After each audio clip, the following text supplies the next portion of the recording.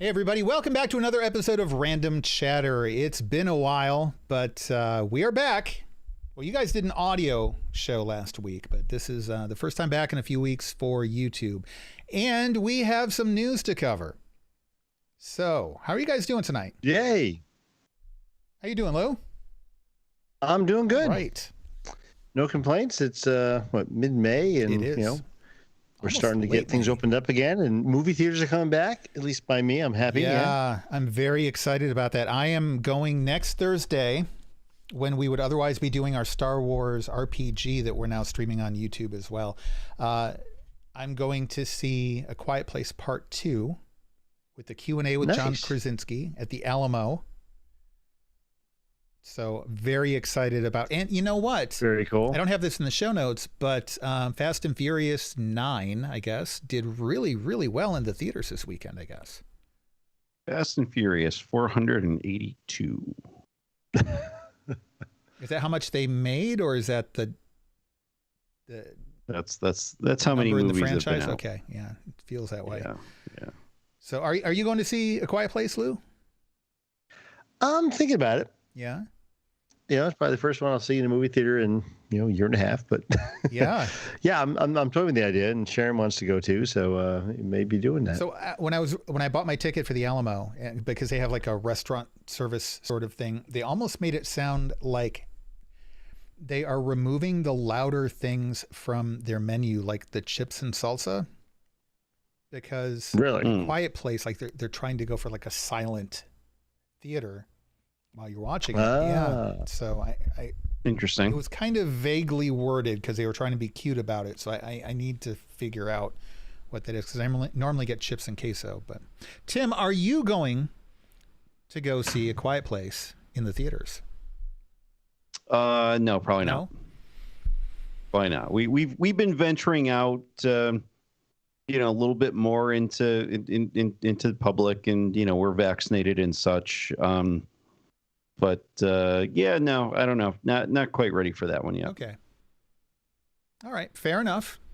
And that's the thing, everybody has to make their own decisions on what they're going to do about getting back out into public. But on behalf of the Random Chatter Network, not that we're experts on it, because we're not, well, Tim, somewhat in some ways, but if you are going to go out somewhere, make sure you're vaccinated if you're going to go to the movie theaters. So just want to throw that out there. So let's get into the news for this week. Disney has... What do we got, Eric? Do what now? I'm excited. I said, what do we have? I'm excited. I kind of am too, because I haven't gotten to do this in so long, and there's been like lots of stuff. And bear with me, because I've been curating this for like 3 weeks.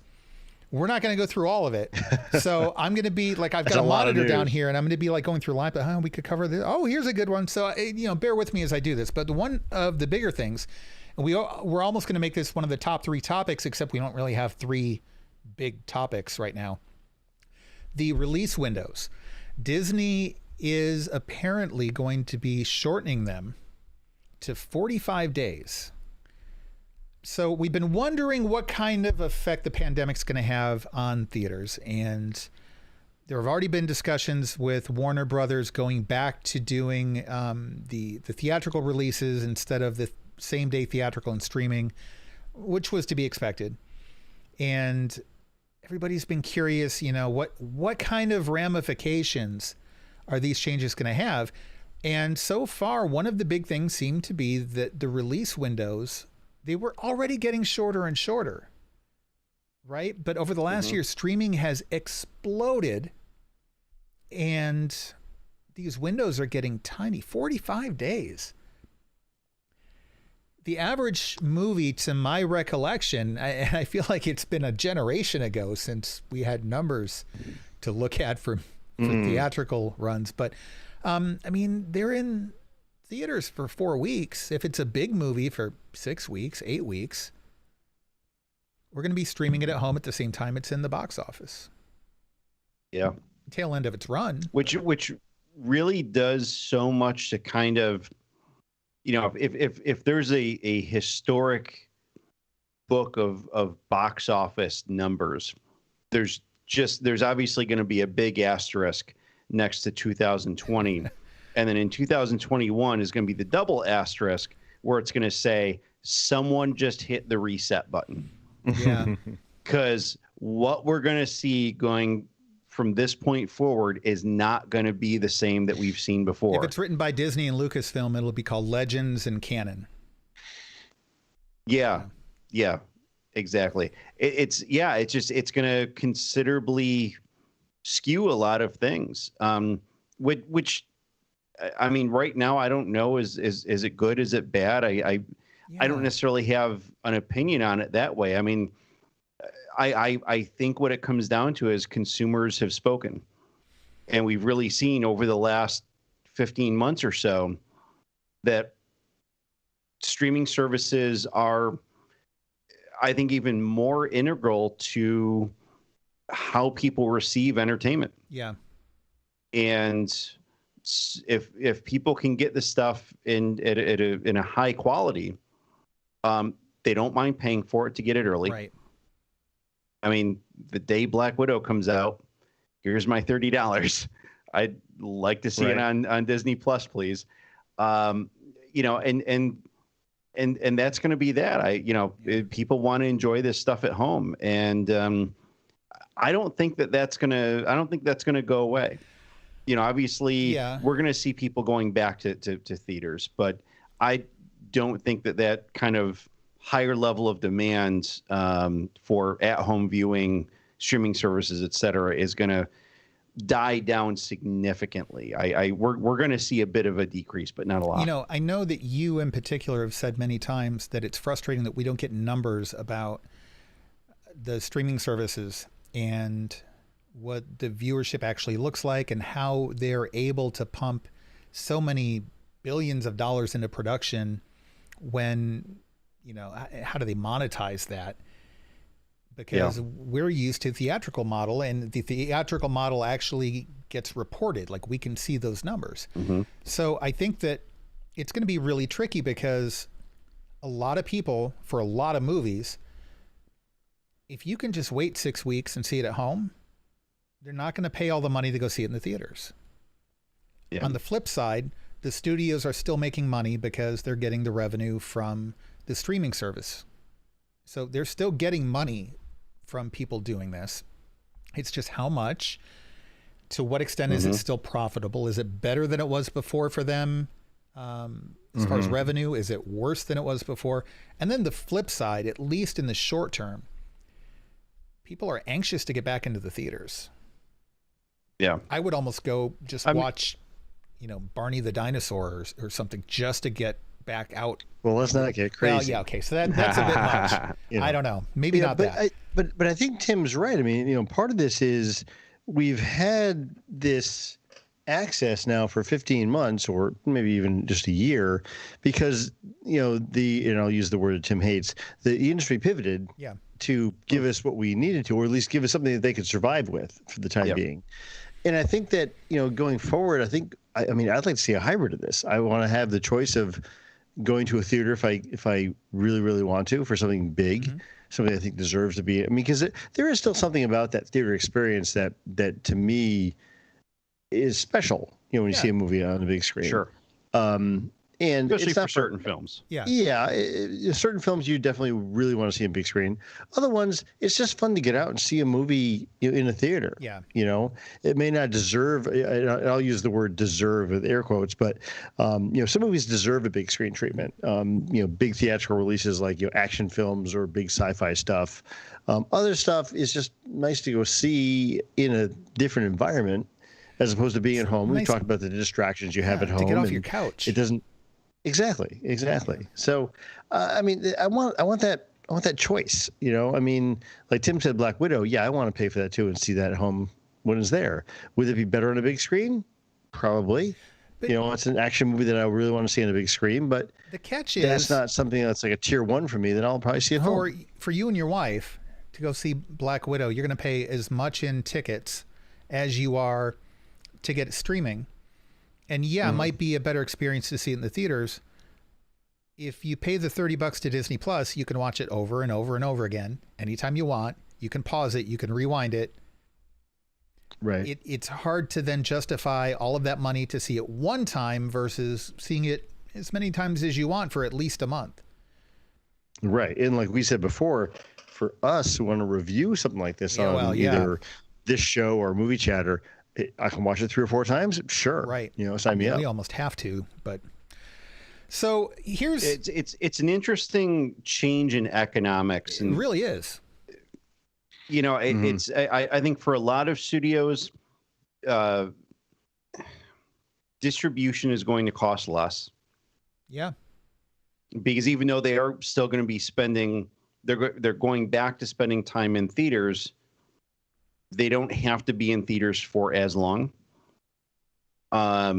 It's also and I'm not sure how they did it. I mean, we had talked about certain actors like getting upset because of studios going to exclusive streaming instead of being in theaters.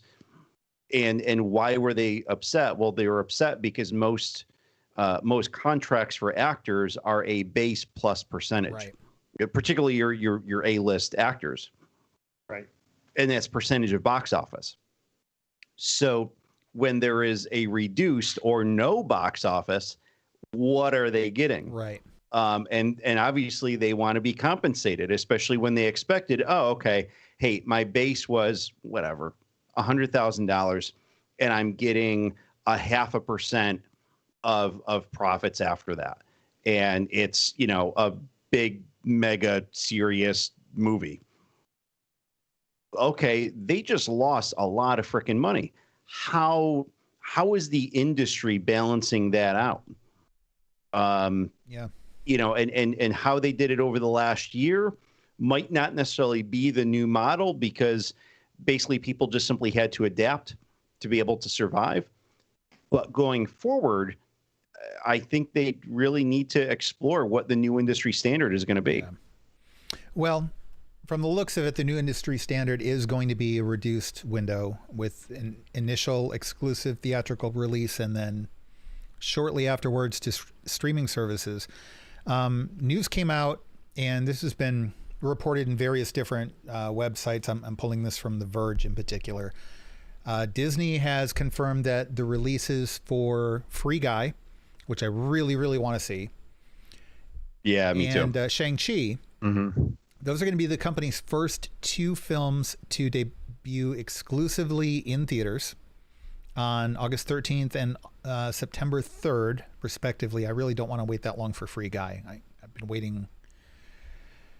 I mean, that just barely didn't make the pandemic cutoff last year. But so they're going to do that, and it's going to be a 45-day theatrical exclusive window. It used to be double that. Then also, Warner Brothers has already announced that, and I'm reading this verbatim from The Verge, just, not plagiarizing. Warner Brothers already announced that its return to theaters in 2022 will feature a 45-day window, just like Disney. Paramount said that the upcoming blockbuster films like Mission Impossible 7, I forgot they already have 6 of those, will get 45-day windows, with smaller movies having an even shorter 30-day window. Universal signed deals with both AMC and Cinemark. Smaller movies with openings less than 50 million domestically can hit paid video services after a 17-day window, while bigger films can hit paid video services after 31 days. So just a month, and in some cases, 2 weeks. But, I mean, that does kind of track what we've been seeing the last couple of years before the pandemic. Movies would do well for a week, maybe 2. And if they weren't in the top 2 or 3 movies that week, they'd be gone. I mean, there was literally no room for a movie that wasn't finishing in the top 3 week after week. And I wonder if the how prolific the streaming services are right now, if that's not going to reduce some of the oversaturation and congestion in theaters. Because back when we used to do the movie drafts, if we were going to do 3 months, we were typically going for around 30 movies on the movie draft. And there were things that we were not including because we just hadn't heard of what they were. And, you know, we didn't have too many movies on the draft.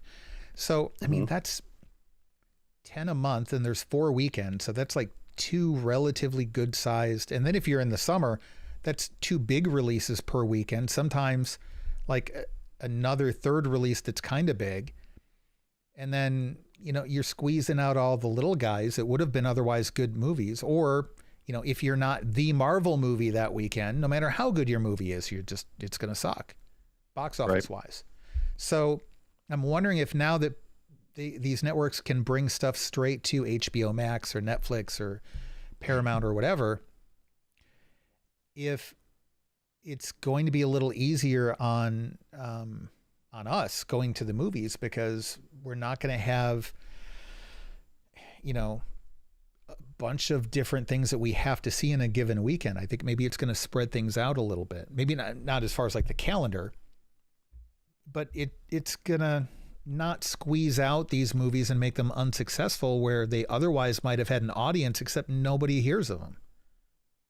I'm also wondering what the pricing structure of this is going to be. So take Shang-Chi for example. So 45 days in the theater, then it's going to be on Disney Plus. Is this going to be on Disney Plus that, you know, hey, I'm a subscriber, I can go on, boom, there it is? Good or question. Am I going to pay for it because it is still that new of a movie? Is it going to cost me, say, $10 to get it? I'm thinking that because then it's also, you're kind of wondering, all right, you have studios that don't have direct, that they don't own their own streaming service or they don't have a direct relationship. So after their 45 days, they're going to go on pay-per-view, which costs.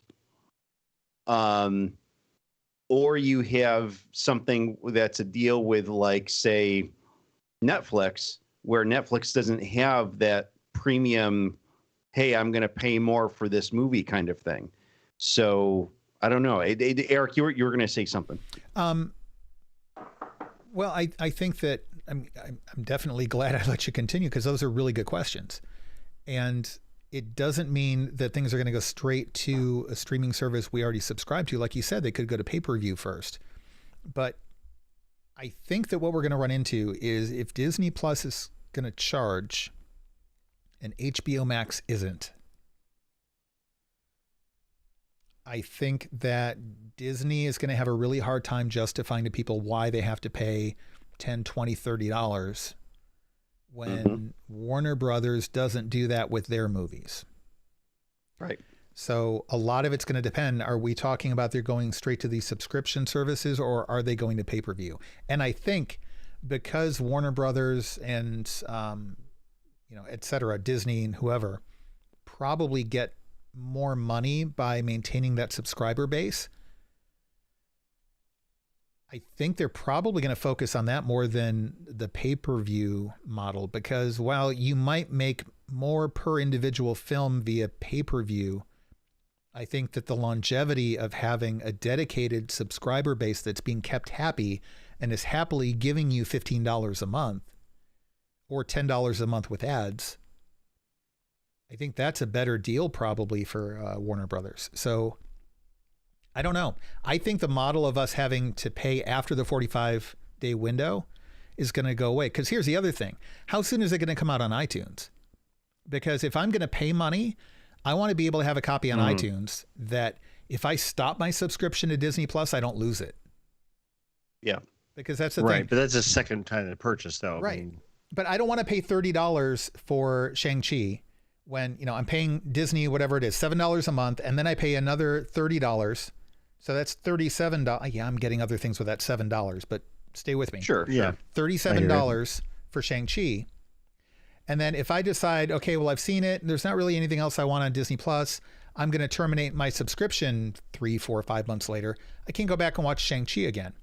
If I instead pay $20 for it on iTunes or Amazon Prime Video, I can watch it whenever I want. I don't have to subscribe to anything ever again.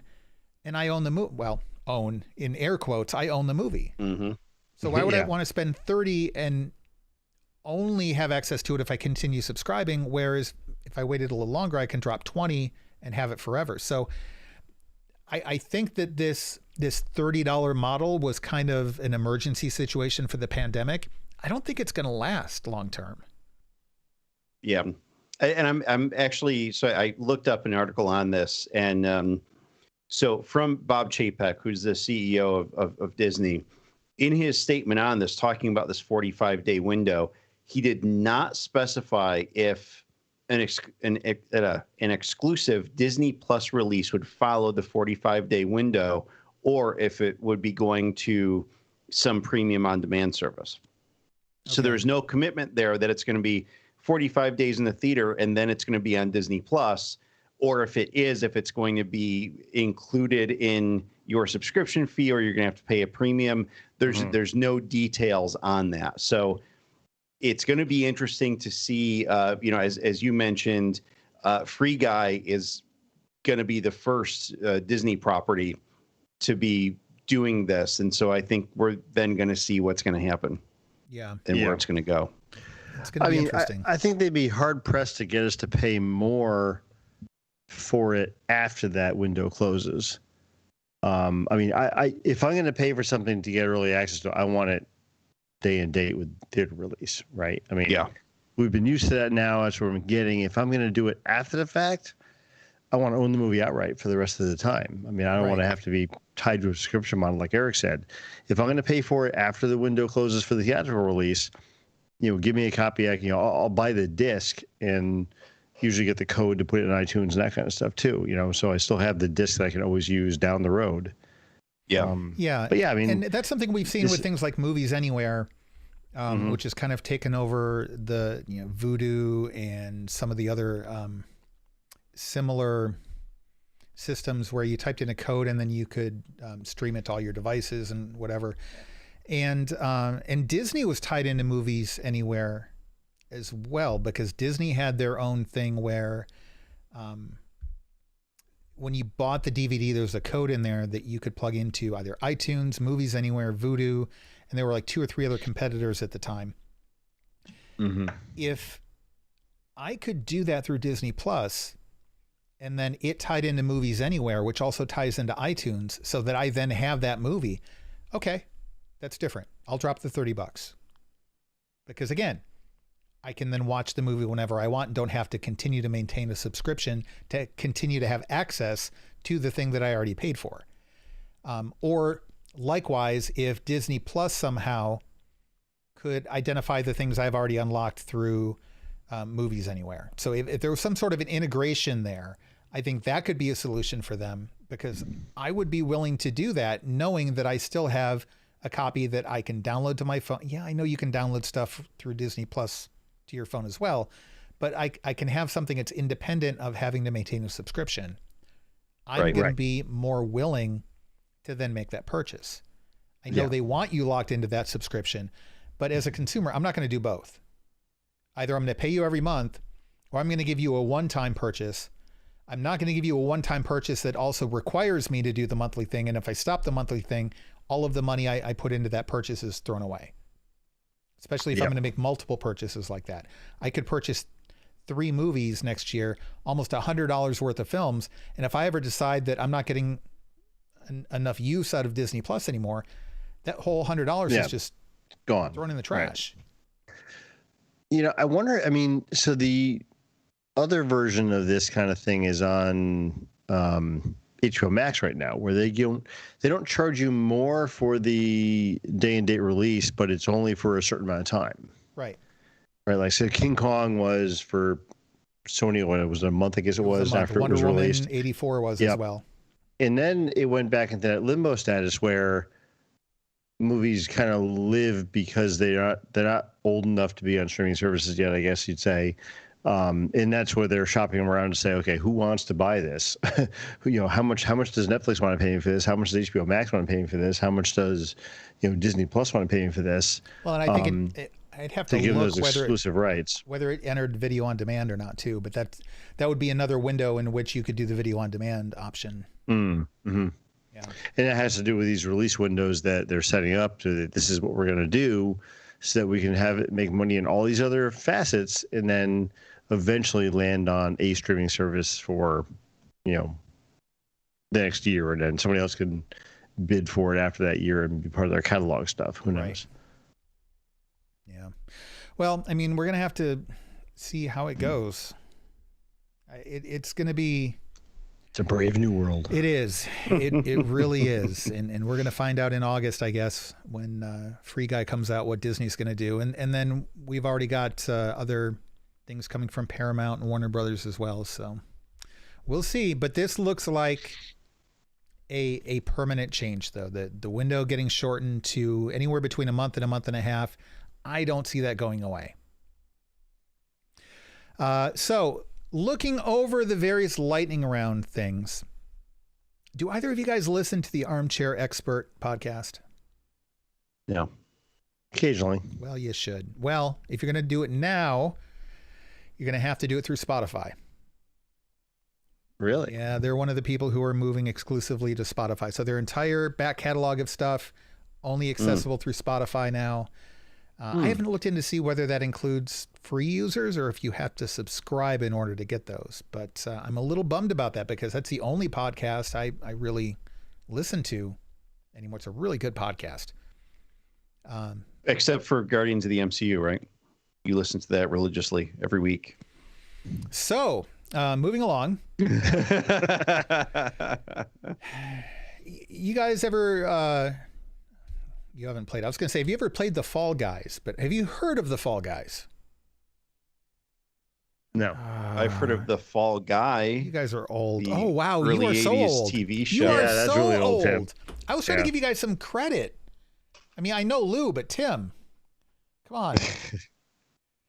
So the Fall Guys, it's been a really popular game on Twitch. You get 100. It's like a battle royale, but it's cartoony and it's not weapons and stuff. It's like obstacle courses. So you guys have seen the TV show Wipeout? Yes. Okay. So think Wipeout, but like massive, with 100 people competing at once, trying to get through an obstacle course and people just getting like knocked off of the thing as it goes along, but in a battle royale sort of mode. So there's one winner at the end. The game's And that's last, Lee Majors, right? I don't know, a few minutes at a time. What's that? Lee Majors is the winner in the end? No. People, Okay. listeners here don't even know who Lee Majors is, Tim. He was the star of the Fall Guy. Yeah, he played Colt Seavers. Yeah. And yeah, I looked that up because I couldn't remember his Okay. name. Okay. I feel better, Lou. I feel better. Okay. So they just came out with a release recently, an update. And someone had put in this update, this patch that was going out to everybody. They had a folder in there that said, delete this before sending out the patch. They didn't. It was the entire source code for the game. Whoa. Whoa. Yep. Which got pulled after not too long, but once it's on the internet, it's out there. So people are now making their own versions? Oops. Yeah, I mean, I haven't heard anything since then. It was almost, I think it was one of those things where people felt so bad that maybe they just didn't do anything nefarious with it. Because like that is you have some very so bad.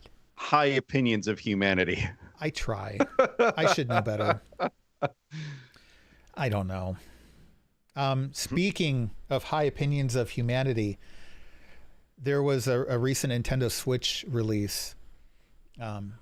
Rave reviews, like people just posting reviews that are like, this is like God's gift to video games. They went all out in the development of this release, and it shows. In fact, they didn't leave anything at all for the sequel. I don't know how they're going to make a sequel to this. Well worth my $10. Any guesses to what it was? No. Calculator. Huh?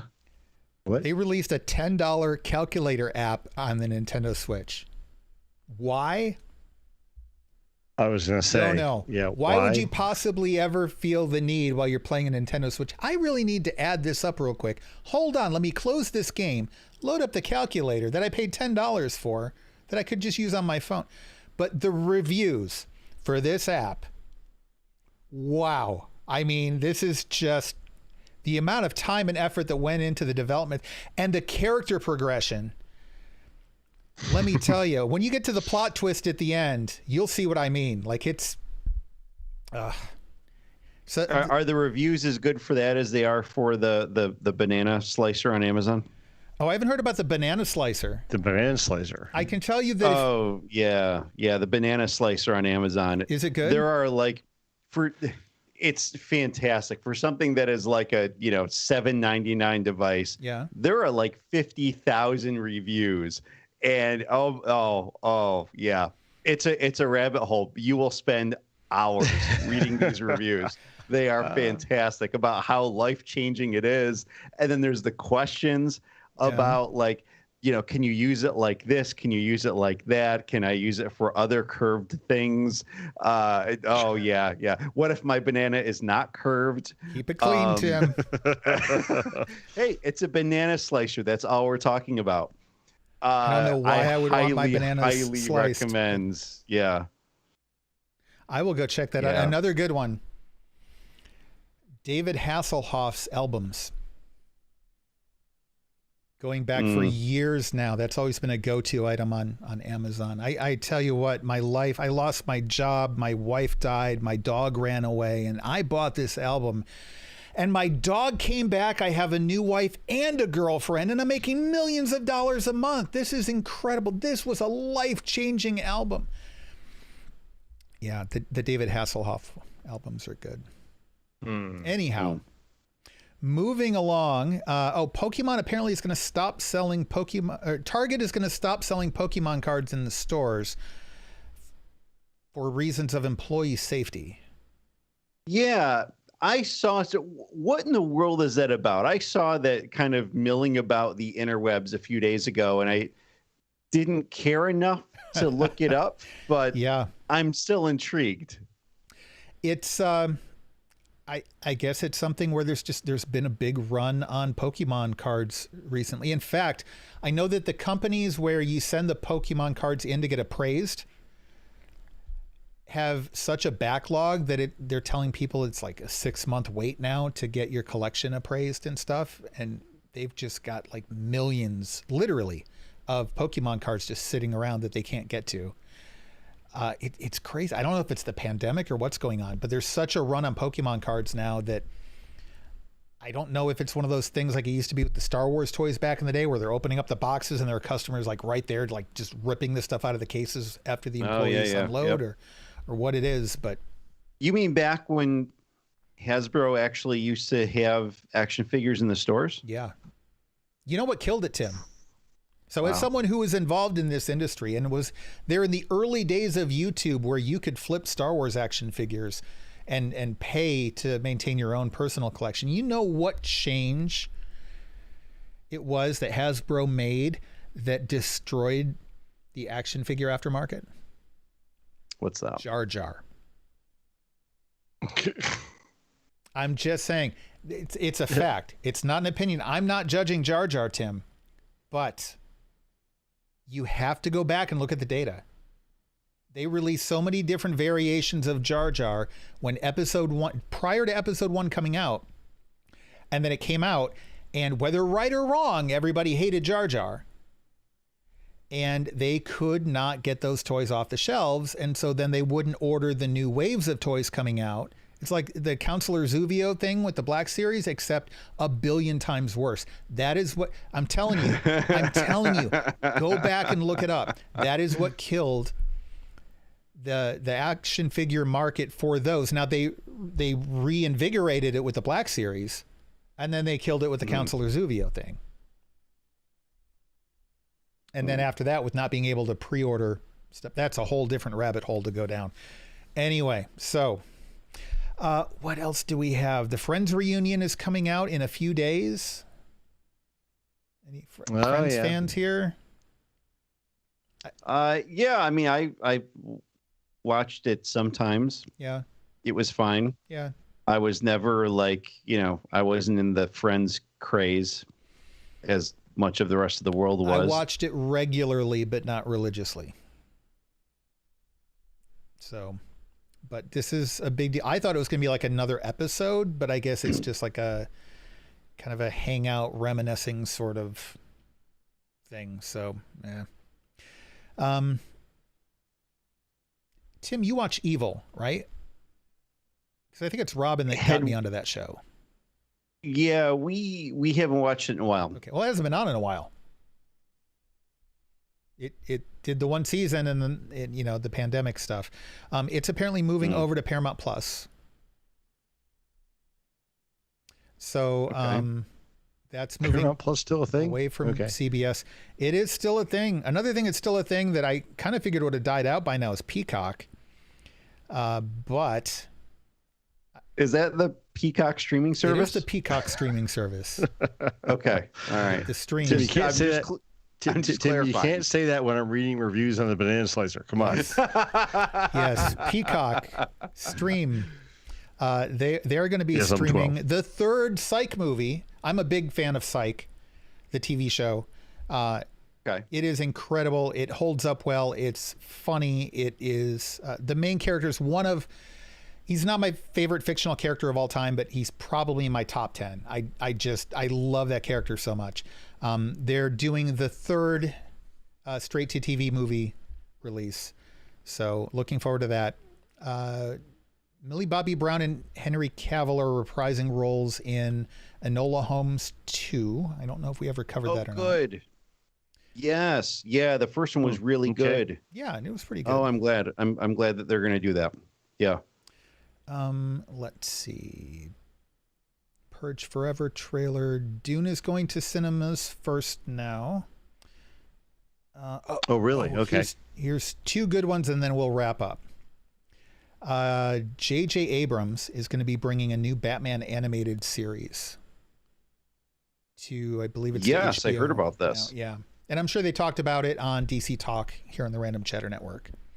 But pretty excited about that, and it's going to involve Bruce Timm. And oh no, now the name escapes me, and now I feel bad because he's another guy who was involved with the original series and is like really good at what he does. So this is very much kind of honoring the original Batman animated series, and it's going for kind of a gothic sort of kind of focusing on the detective nature of Batman. So really looking forward to that.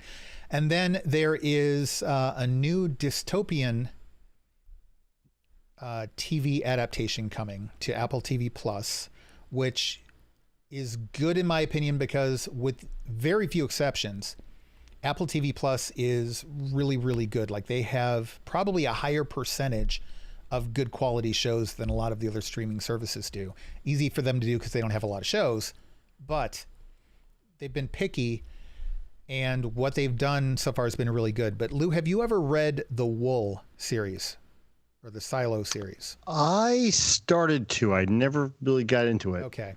I started reading the first one. It was a little hard starting out. It picked up once they started building the world out a little bit.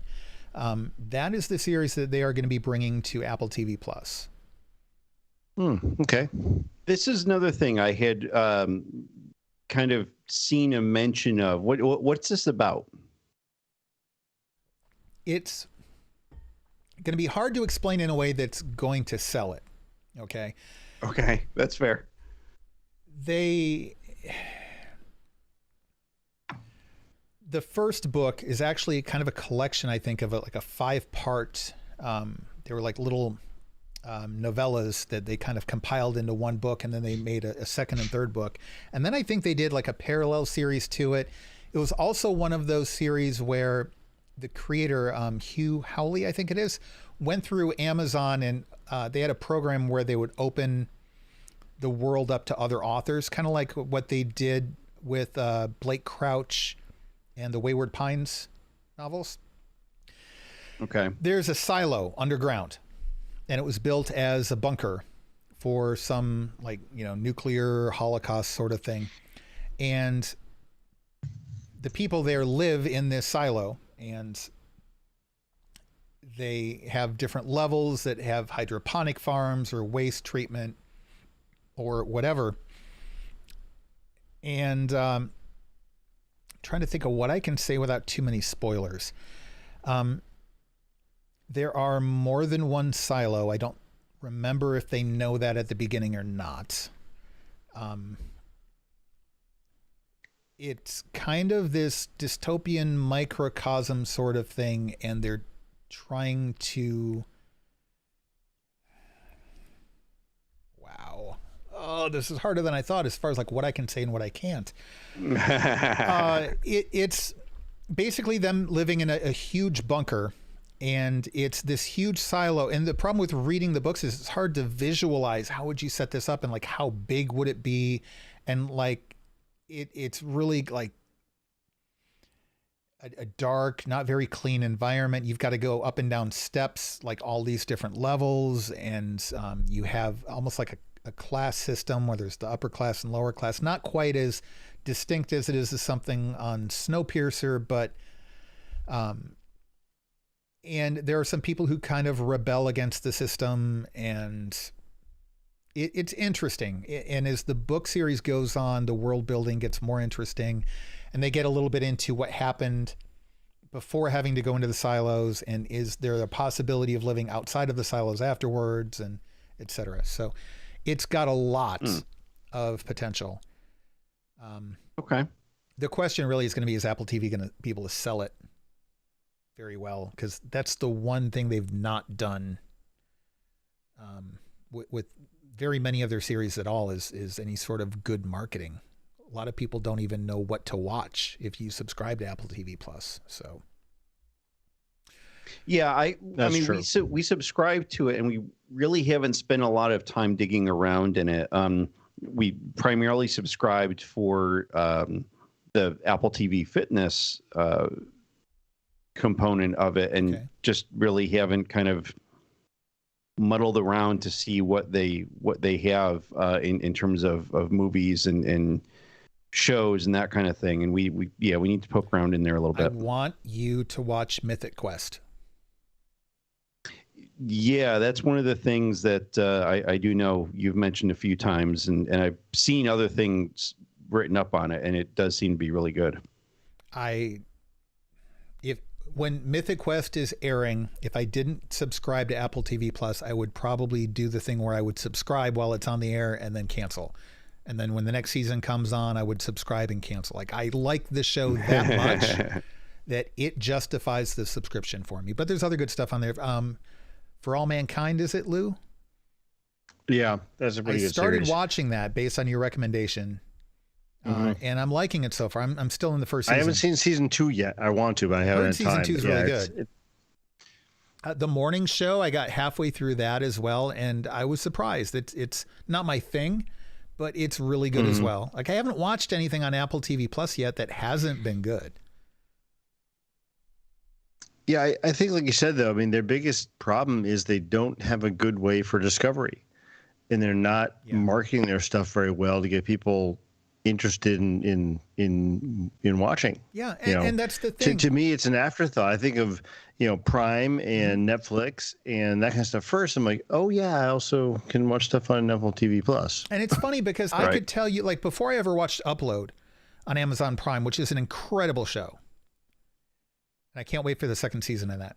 Before I ever watched it, I agree. I could tell you what it was about because the trailers were informative, and they had a couple of different versions of them.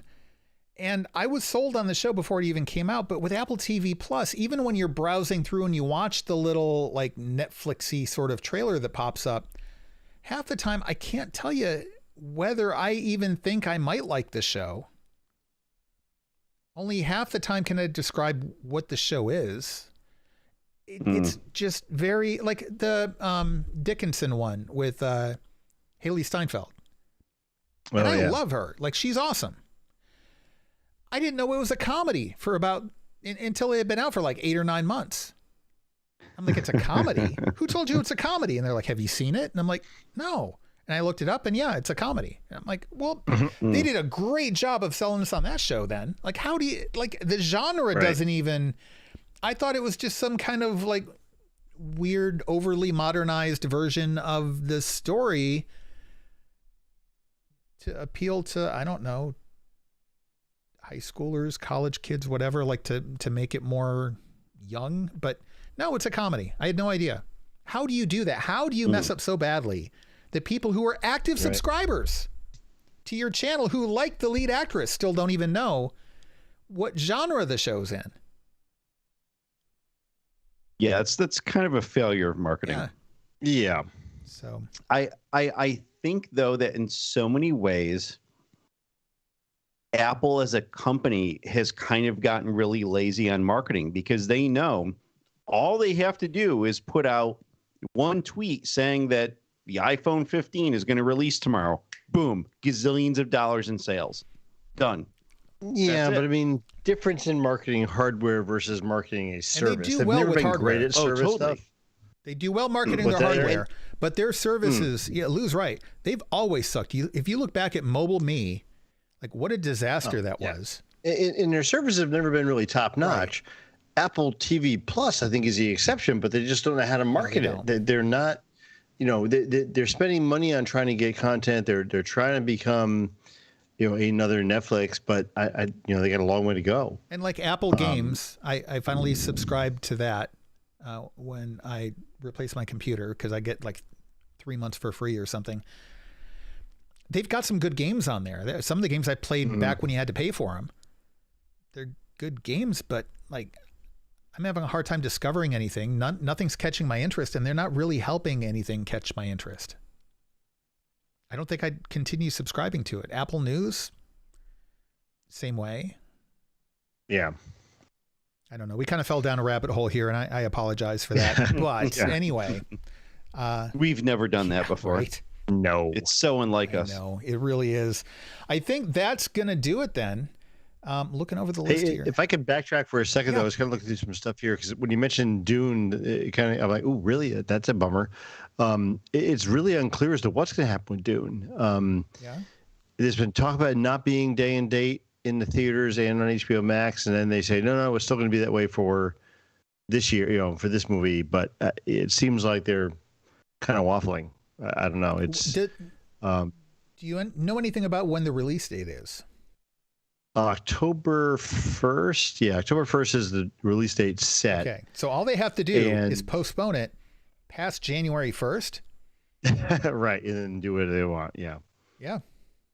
But it seems like there was rumors that it wasn't going to happen. And then they came back, Warner Bros. Came back out and said, no, it's going to be day and date in theaters and on HBO Max, October 1st.